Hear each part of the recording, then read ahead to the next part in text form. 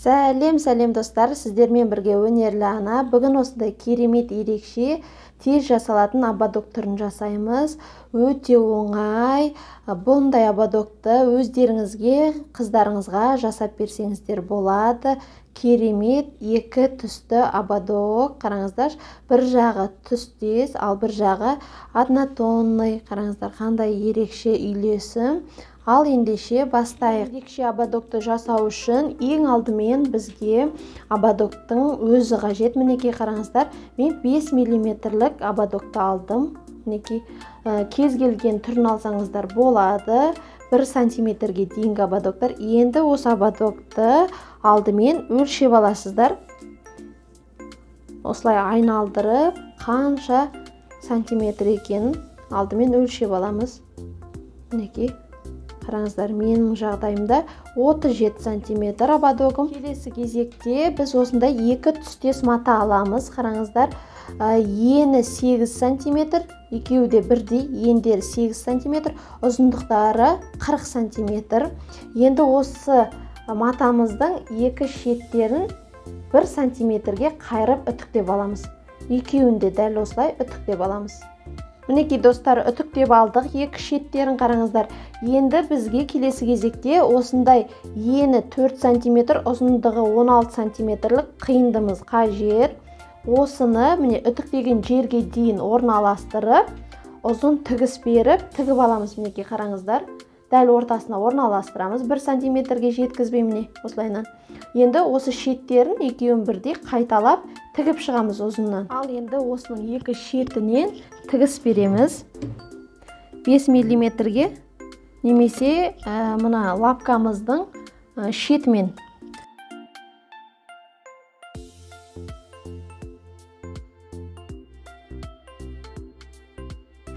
Мен сіздерге түсінікті болу үшін түстес жіптен тігіп жатқан жоқпын. Басқа түсті жіптен тігіп жатырмын. Себебі сіздерге анық, толық көріну үшін.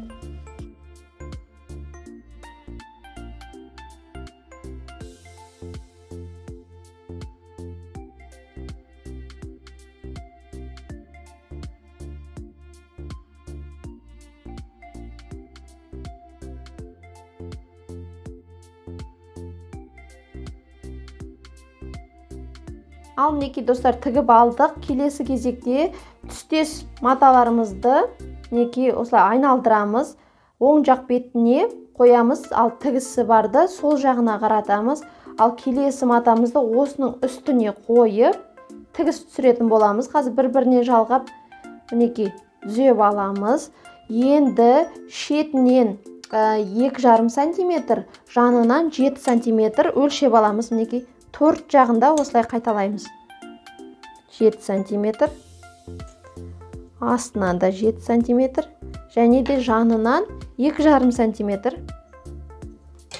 Бұлай 2,5 сантиметрден осылайынан өлшеп аламыз. Дәл солай келесі бұрыштарында қайталаймыз.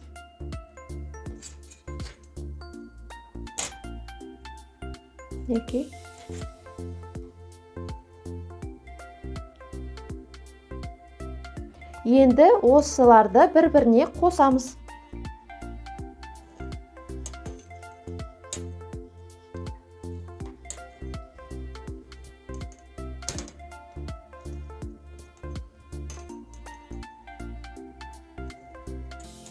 Мінекей қосып алдық. Енді осының бойымен тігіс түсіретін боламыз. Ол үшін маталарыңызды міндетті түрде түйреп алыңыздар.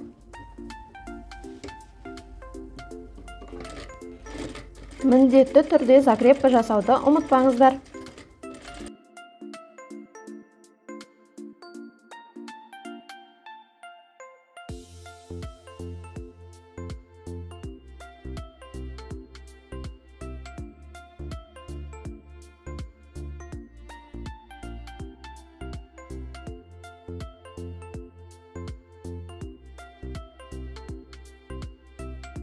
Мінекей достар, барлығын тігіп алдық. Енді шеттерін 5 мм-ге жеткізіп, қиып алып тастаймыз.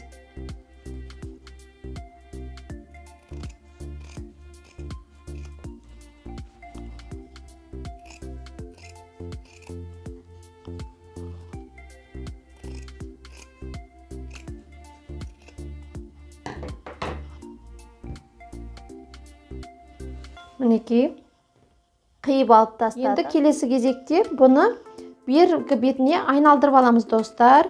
Бұл біраз қиындыққа тудырады. Енді айналдырғанда қандай да бір үшкір заттың көмегімен айналдырып алсаңыздар болады. Достар, айналдырып алдым бергі бетіне. Енді осыны жақсылап үтіктеп аламыз толығымен. Мінекей жақсылап үтіктеп алдық. Келесі кезекте ободогымызды алып, осы ұяшықтарға өткіземіз.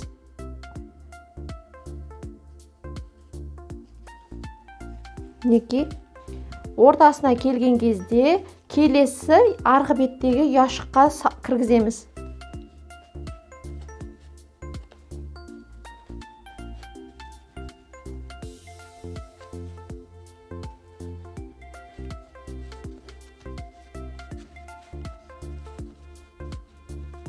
Мінекей кіргізіп алдық. Енді достар, екі шетін тіксеңіздер болады. Көрінбейтін тігіспен, немесе осы екі жеріне ыстық клейдің көмегімен жапсырсақ болады. Екі шетіне ыстық клейді тамызып,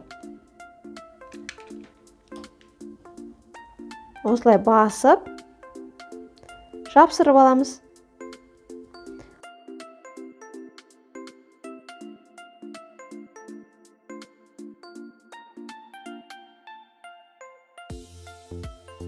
Мінекей жапсырдық.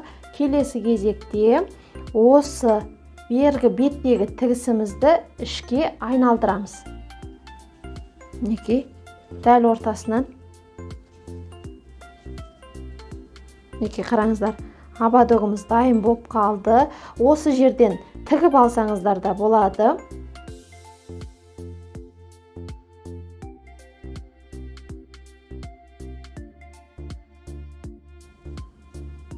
Немесе осы жерлерге ыстық клейдің көмегімен жапсырсаңыздар болады. Басып, екінші шетінде дәл солай.